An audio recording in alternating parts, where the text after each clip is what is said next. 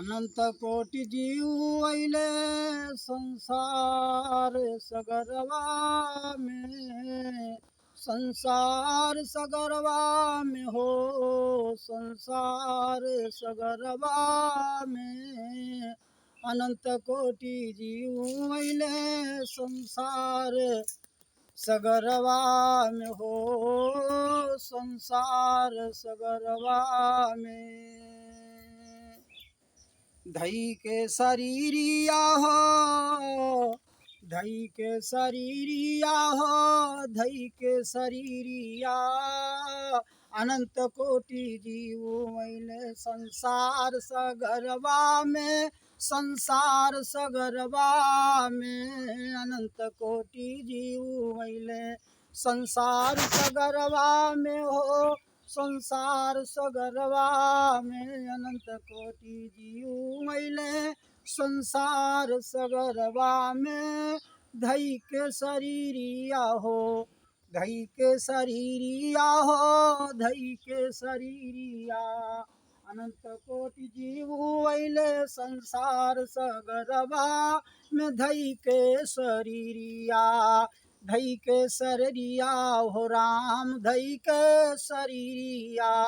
सबहिन के ज्ञान गुना, सबहिन के ज्ञान गुना, सबहिन के ज्ञान गुना। मिला यही संसार सगरवा में, सबहिन के ज्ञान गुना, सबहिन के ज्ञान गुना। मिला यही संसार सगरवा में, सबहिन के ज्ञान गुना। मिला यही संसार सगरवा में।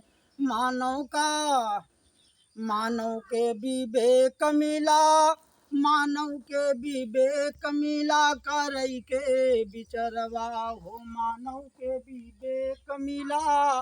करई के विचरवा, मानव के विवेक मिला। करई के विचरवा।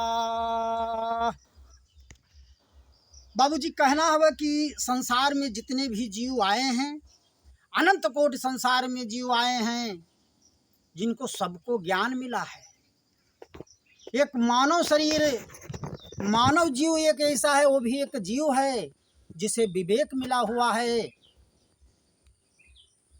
उचित और अनुचित विचार करने के लिए विवेक मिला है।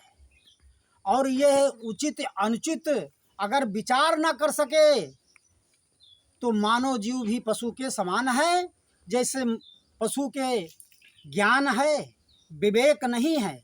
जैसे आप कहेंगे कि सबके ज्ञान कैसे है, आप कहेंगे गदहा के ज्ञान नहीं है।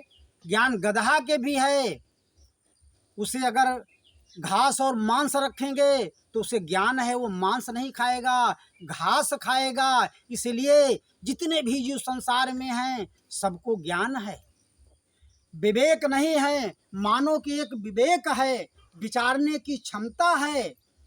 मानव को एक विचारने की क्षमता है। तो हम सभी बाबू लोगों से अनुरोध करेंगे कि हर मानव जीव कोई भी कार्य करें तो विवेक इस्तेमाल करें और उचित उचित या अनुचित विचार करके हर कार्य को करें।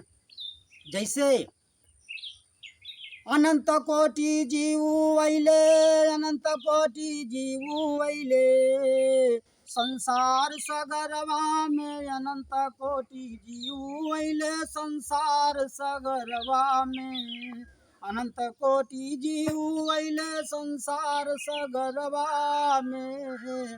धई के शरीरिया हो, धई के शरीरिया, धई के शरीरिया हो, धई के शरीरिया।